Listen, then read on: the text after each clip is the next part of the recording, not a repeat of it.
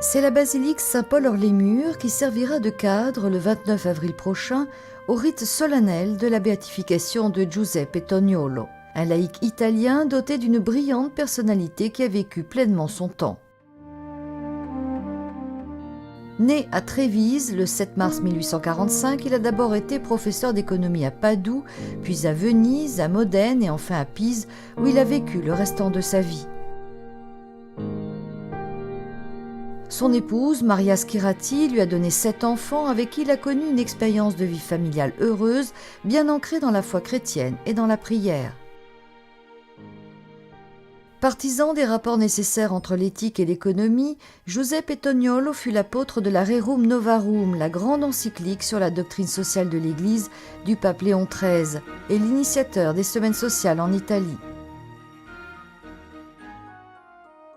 La sainteté n'est pas quelque chose que les personnes gardent en elles, dans leur conscience. C'est une réalité qui s'irradie, se surpasse et devient levain dans chaque situation.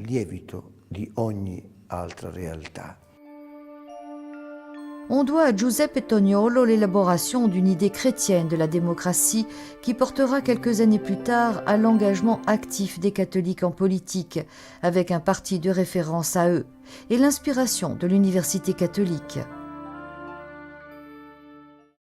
À la fin de sa vie, en plein conflit mondial, il propose à Benoît XVI la fondation d'un institut catholique de droit international qui soit centré sur la recherche de la paix entre les nations, comme fera en 1919 la Société des Nations, l'organisme anticipateur de l'ONU.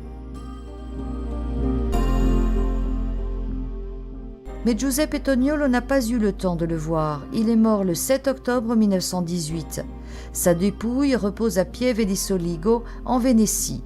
Son procès de béatification s'est ouvert quelques années plus tard et le 14 janvier 2011, Benoît XVI autorise la promulgation du décret sur un miracle attribué à son intercession. Il a fixé la date et le lieu du rite de béatification, le proposant comme modèle de sainteté laïque à toute l'Église.